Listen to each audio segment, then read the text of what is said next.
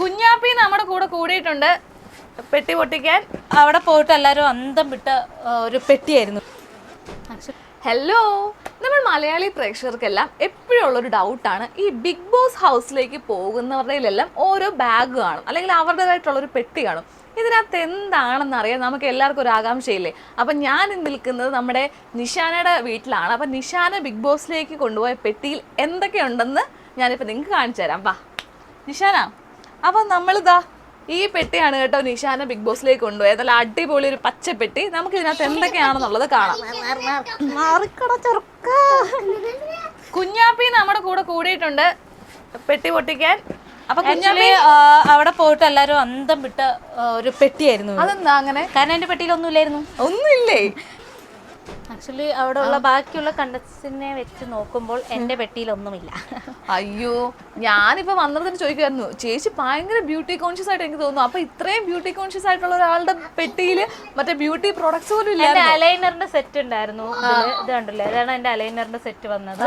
പിന്നെ ഉള്ളത് ഡ്രസ്സുകൾ ഉണ്ടായിരുന്നു. പിന്നെ ഇത് ഈ കുറച്ച് ബ്രഷ്, അതിന് വേണ്ടിയിട്ടുള്ള ബ്രഷ് കാര്യങ്ങൾ. ഇതിനകത്ത് എന്താ ഉള്ളത്? പിന്നെ ഇതിന് വേണ്ടി മാത്രം ഞാൻ വാങ്ങിയ ബ്യൂട്ടി പ്രൊഡക്ട്സ് ആണിത്. ഇതൊക്കെ കണ്ടില്ലേ, കുഞ്ഞ് ലാക്മിയുടെ. ഇതൊക്കെ ഞാൻ സാധാരണ യൂസ് ചെയ്യാറില്ല. അവിടെ പോയിട്ട് എനിക്ക് യൂസ് ചെയ്യേണ്ട ആവശ്യം വന്നില്ല. കാരണം ഓൾറെഡി അവിടെ ഉണ്ടായിരുന്നു. അത്യാവശ്യം എനിക്ക് അവിടെ അൻസിബയും ശരണ്യക്കാണ് എനിക്ക് വേണ്ടതൊക്കെ ചെയ്തു തന്നായിരുന്നത്. അപ്സരയൊക്കെ ചെയ്തു തന്നായിരുന്നു. സോ പക്ഷേങ്കിൽ അവരുടെ പെട്ടിയൊക്കെ വെച്ച് നോക്കുമ്പോൾ ഒരു പെട്ടി ഫുൾ ഓർണമെന്റ്സിന് വേണ്ടി മാത്രം, ഒരു പെട്ടി മൊത്തം മറ്റേ വീക്കെൻഡിന് ഇടാനുള്ള ഡ്രസ്സ്, ഒരു പെട്ടിയിൽ മാത്രം ചെരുപ്പ്. എന്തോരം ചെരുപ്പാന്നറിയാം അവര് കൊണ്ടുവന്നിട്ടുണ്ടായിരുന്നെ. ചേച്ചി അപ്പൊ ഈ 100 ദിവസം കൊണ്ടുവരാനുള്ള പെട്ടി ഇത്രയും മാത്രമേ കൊണ്ടുപോയുള്ളൂ? എൻ്റെ അടുത്തുള്ളതല്ലേ കൊണ്ടുപോകാൻ പറ്റുള്ളൂ. അന്നാ ഒന്നും വാങ്ങിച്ചില്ലേ? ഇല്ല, ഞാനൊന്നും അധികം ഒന്നും വാങ്ങിയിട്ടില്ല. ഉള്ളത് ബിക്കോസ് ഉള്ളത് മതി എന്നുള്ള ഒരു കൺസെപ്റ്റ് ആയിരുന്നു. പിന്നെ ഞാൻ എന്നും വളയും മാലയും കമ്മലും ഒന്നും ഇടാത്തൊരു വ്യക്തിയാണ്. ഓർണമെന്റ്സ് ഞാൻ പൊതുവെ ഇടാറില്ല. പെർഫ്യൂം യൂസ് ചെയ്യും. പിന്നെ ഇതും വേണമെന്നുണ്ടെങ്കിൽ വാണ്ടർലി ആ ഒരു വീക്കെൻഡിന് എടുക്കാന്ന് വിചാരിച്ചിട്ടായിരുന്നു. പിന്നെ പണ്ടേ കാരണവർ തന്ന കൊലും കാര്യങ്ങളൊക്കെ ഉള്ള കാരണം നമുക്ക് തോന്നില്ല. ഓക്കെ, അപ്പം ഇതാണ് നമ്മളുടെ പെട്ടി. ഇതിനകത്ത് ചേച്ചിയുടെ ഡ്രസ്സും കാര്യങ്ങളും, മെഡിസിൻസ്, പിന്നെ കുറച്ച് ചേച്ചി മെയിനായിട്ട് പല്ല് സംരക്ഷണം. ചേച്ചി മെയിനായിട്ടും പല്ല് ഭയങ്കരമായിട്ട് സംരക്ഷിക്കുന്ന ആളാണ് കേട്ടോ. അലൈനേഴ്സ് ഉണ്ട്, സ്പെഷ്യൽ കിറ്റ് ഒക്കെ ഉണ്ട് കേട്ടോ. ഡെന്റലിന്റെ കിറ്റ് ഉണ്ടായിരുന്നു സ്പെഷ്യലായിട്ട്. അതല്ലാതെ വേറെ കാര്യം പ്രത്യേകിച്ച് ഷൂ ഉണ്ടെന്നല്ലേ? സ്പെഷ്യൽ ഷൂ അതന്നെ, അത് പഴയ ഷൂ ആണ്. അങ്ങനെ ഇതായിട്ടുള്ളതൊന്നുമില്ല. എല്ലാം ഇവിടെ ഉള്ള സാധനങ്ങളൊക്കെ വെച്ചിട്ടാണ് നമ്മൾ കൊണ്ടുപോയത്. അപ്പം ഇതാണ് ബിഗ് ബോസിൽ എല്ലാവർക്കും പല പല കാര്യങ്ങളായിരിക്കും കൊണ്ടുപോകാനുള്ളത്, അവരവരുടെ നീഡ്സ് അനുസരിച്ചല്ലേ ചെയ്യും. ഓരോരുത്തരുടെ പെട്ടി ശരിക്കും അന്തം വിട്ടു പോയി. അത്രയും ഒരു ജ്വല്ലറി ഷോപ്പ് തന്നെ കൊണ്ടുവന്നിട്ടുണ്ട്. അല്ല, അതിൽ മെയിനായിട്ട് ഞെട്ടിയത് ആരുടെ പെട്ടി കണ്ടിട്ടാണ്? എല്ലാവരും പെട്ടിയുണ്ട് ഞാൻ ഞെട്ടി. അതെന്താ?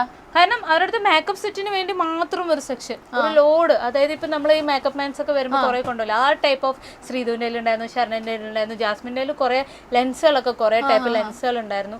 അതേപോലെ ഓർണമെന്റ്സ് എന്ന് പറഞ്ഞാൽ ഇഷ്ടം പോലെ. കമ്മലിന് വേണ്ടി മാത്രം ഒരു പെട്ടി, വളകൾക്ക് വേണ്ടി മാത്രം ഒരു പെട്ടി, മാലകൾക്ക് വേണ്ടി മാത്രം ഒരു പെട്ടി.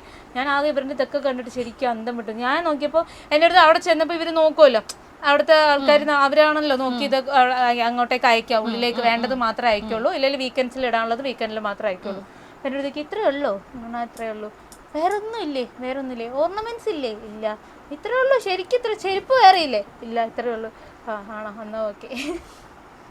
ഓക്കെ, ഇപ്പൊ ബോയ്സിന്റെ ആരെങ്കിലും അല്ലെങ്കിൽ അവിടെ ഉണ്ടായിരുന്ന പുരുഷന്മാരുടെ ആരെങ്കിലും പെട്ടിയുണ്ട് ഞെട്ടിയോ? അത് റോക്കി.